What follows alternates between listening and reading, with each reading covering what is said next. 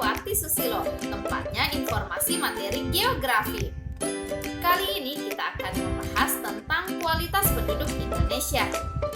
Yuk kita lihat!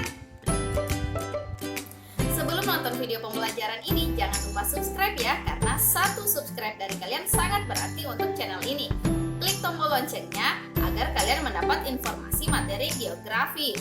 Like jika kalian suka, tulis komen kalian di kolom komentar. Share dan ajak teman-teman kalian untuk menonton video pembelajaran ini. Terima kasih. Nah, sekarang kita masuk ke pembahasan ya. Indonesia pada tahun 2030 diprediksi akan mengalami bonus demografi.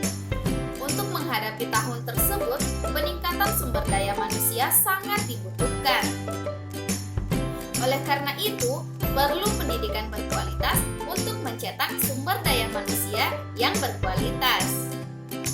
Pendidikan diharapkan dapat menjadi bekal sumber daya manusia bersaing dan dapat meningkatkan taraf ekonomi masyarakat.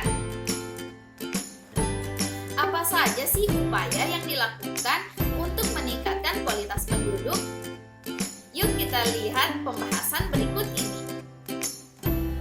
Penduduk menyimpan potensi yang sangat besar untuk memajukan suatu negara. Kualitas penduduk merupakan taraf kemampuan penduduk untuk memenuhi kebutuhan hidup. Kualitas penduduk bergantung pada beberapa faktor, yaitu faktor kebudayaan, pola pikir, dan penguasaan ilmu pengetahuan dan teknologi. Adapun yang menjadi indikator kualitas penduduk di suatu negara atau daerah adalah sebagai berikut. Indikator kualitas penduduk yang pertama yaitu komposisi penduduk, yang merupakan pengelompokan penduduk berdasarkan kriteria tertentu. Beberapa dasar pengelompokan penduduk adalah berdasarkan usia, jenis kelamin, dan mata pencaharian. Komposisi penduduk berdasarkan usia dan jenis kelamin merupakan indikasi untuk mengetahui jumlah anak usia sekolah, jumlah angkatan kerja, angka ketergantungan, dan jumlah penduduk usia subur. Komposisi penduduk berdasarkan usia dapat dikelompokkan sebagai berikut. Penduduk usia belum produktif yaitu penduduk berusia antara 0 sampai 14 tahun. Penduduk usia produktif yaitu penduduk berusia antara 15 sampai 64 tahun. Penduduk usia tidak produktif yaitu penduduk berusia di atas 65 tahun. Berdasarkan pengelompokan tersebut dapat dihitung angka ketergantungan atau dependensi rasionya. Komposisi penduduk berdasarkan jenis kelamin juga dapat digunakan untuk menghitung rasio jenis kelamin atau sex ratio. Tapi itu akan kita bahas di video selanjutnya ya. Komposisi penduduk berdasarkan usia dan jenis kelamin sering disebut piramida penduduk. Piramida penduduk digambarkan dalam bentuk grafik yang menunjukkan jumlah penduduk laki-laki dan perempuan setiap kelompok usia. Berdasarkan bentuknya, piramida penduduk dapat digolongkan menjadi 3, yaitu piramida penduduk muda atau ekspansif, ditandai dengan bentuk penduduk menyerupai kerucut. Ciri-ciri piramida ekspansif antara lain: 1. Usia penduduk terkonsentrasi di kelompok usia 0 sampai 19 tahun. 2. Angka kelahiran tinggi. 3. Pertumbuhan penduduk relatif tinggi. Piramida penduduk dewasa atau stasioner ditandai dengan bentuk piramida penduduk menyerupai bentuk batu nisan. Ciri-ciri piramida stasioner antara lain: 1. Perbandingan jumlah penduduk usia muda dan dewasa relatif seimbang. 2. Tingkat kelahiran tidak terlalu tinggi. Angka kematian relatif rendah. 3. Pertumbuhan penduduk sedang. Piramida penduduk tua atau konstruktif ditandai dengan bentuk piramida penduduk menyerupai guci terbalik. Ciri-ciri piramida konstruktif antara lain: 1.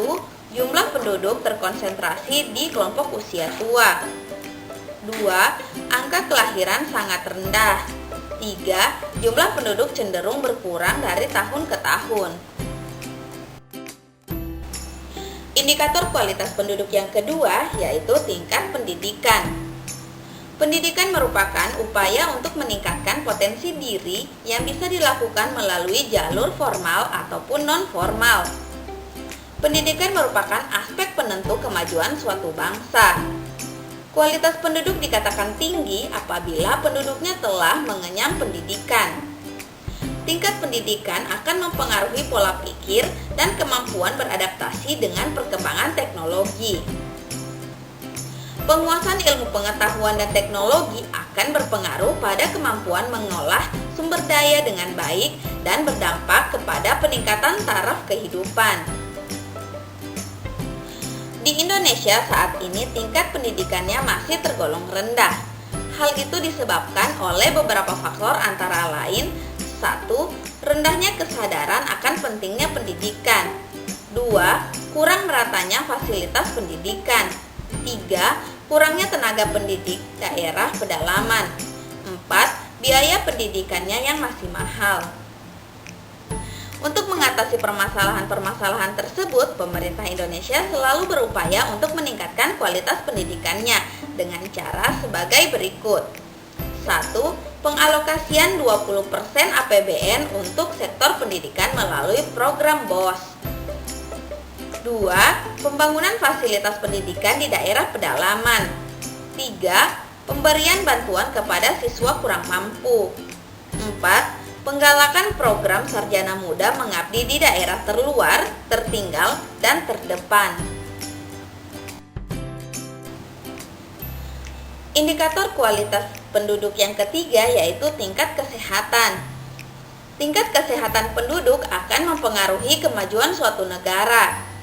Hal ini karena jumlah penduduk yang besar dan tingkat pendidikan yang tinggi, namun tidak diimbangi oleh tingkat kesehatan yang baik, maka penduduknya akan mudah sakit. Sehingga yang terjadi adalah produktivitas akan rendah. Ukuran tingkat kesehatan suatu negara ditunjukkan oleh angka harapan hidup. Angka harapan hidup adalah usia rata-rata lamanya penduduk untuk bertahan hidup. Sebagai contoh, pada tahun 2017, angka harapan hidup penduduk Indonesia adalah 71 tahun. Artinya, penduduk Indonesia mempunyai harapan hidup hingga usia 71 tahun. Indikator kualitas penduduk yang keempat yaitu tingkat ekonomi. Tingkat ekonomi sangat berkaitan dengan tingkat pendapatannya. Semakin tinggi tingkat pendapatan penduduk sebuah negara, maka penduduknya akan memiliki kehidupan yang baik. Tingkat ekonomi suatu negara dihitung dengan melihat pendapatan per kapita. Pendapatan per kapita adalah perbandingan jumlah kekayaan negara secara keseluruhan dengan jumlah penduduknya. Adapun rumus yang digunakan untuk menghitung pendapatan per kapita adalah sebagai berikut. Pendapatan per kapita sama dengan GNP bagi P, di mana GNP adalah Gross National Product, yaitu pendapatan atau kekayaan negara dalam satu tahun dalam US dollar. P adalah jumlah penduduk di suatu negara. Nah, itulah pembahasan kita kali ini. Semoga bermanfaat ya. Sampai ketemu di next video.